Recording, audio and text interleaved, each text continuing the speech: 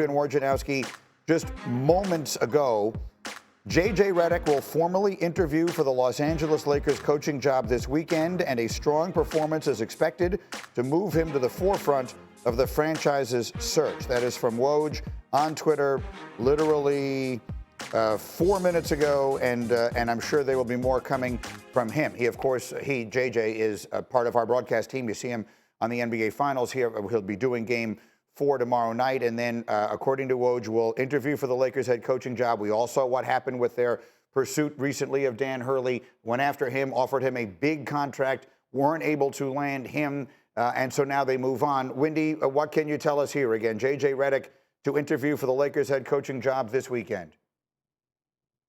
Well, JJ has handled this so well throughout this whole process. He's been extremely disciplined, despite routinely being in media, both with his various podcasts and on national television every couple of nights.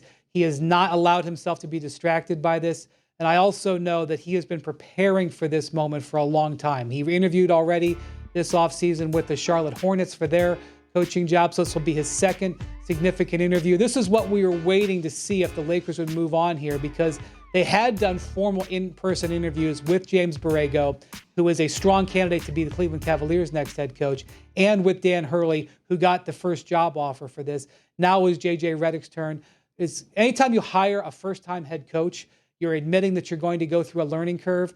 But obviously the Lakers have done a lot of research, and frankly, his interviews have been in those podcasts with LeBron James. They've extensively broken down the Lakers' offense. He was saying that, by the way. What is your thought on all of this? I think it's very interesting, and I think to Wendy's point, he said that his interviews have essentially been as a part of the podcast. Right. He's done a great job of breaking down film, kind of talking about things that he would do, X's and O's. They've literally gone through ATOs.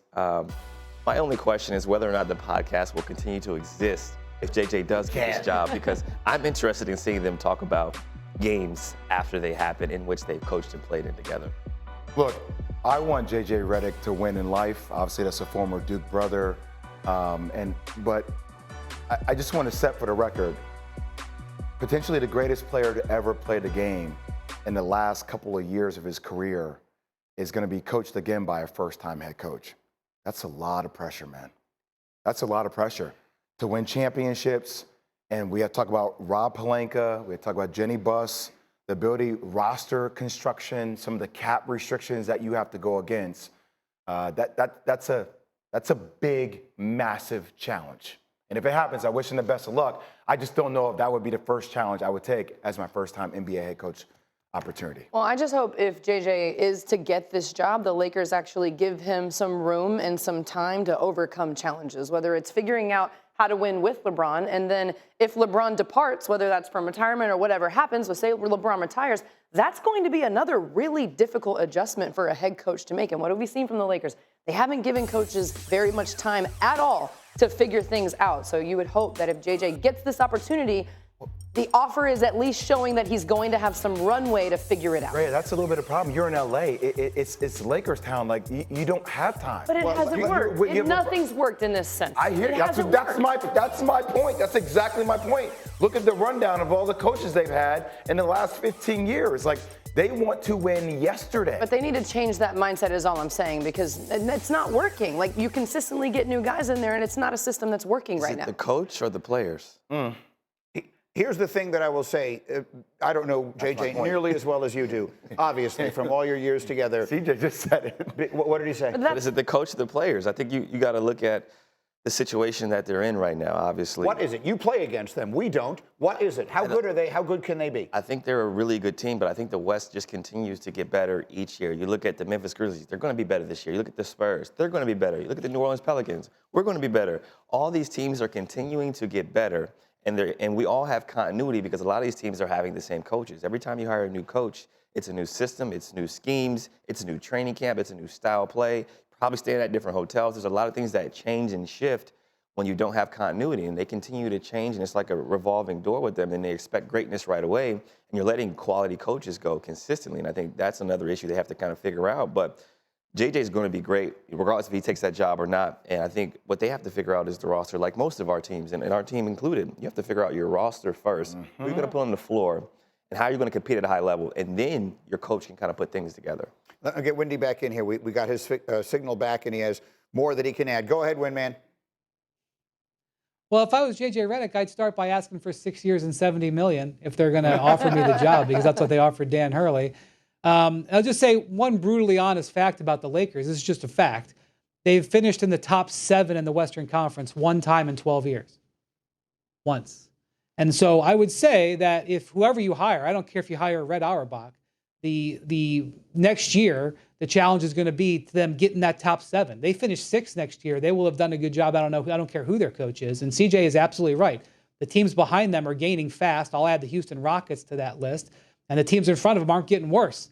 New Orleans Pelicans aren't getting worse, for example. So it's a very demanding job.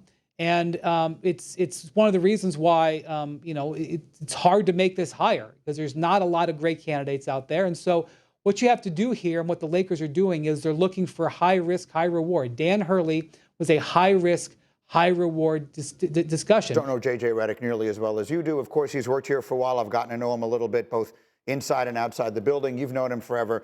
But anyone who's ever spent more than 5 consecutive minutes with him, the first thought you have is immediately, this is a really smart guy. He is also a person who, unlike many other lifer kind of coaches, will have unlimited opportunities in his life to do whatever he wants in media, in coaching, and in whatever else he wants. So there is no question in my mind, he will have thought through all of the potential pitfalls of this. If he decides to do this, he will be well aware of everything Windy just pointed out, you pointed out, you pointed out, you pointed out, and I might point out.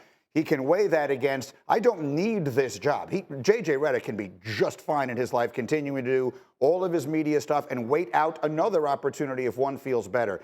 So to me, if he winds up taking this, what I would read from that is that he sees perhaps something we don't, a path to getting this team over the top more quickly.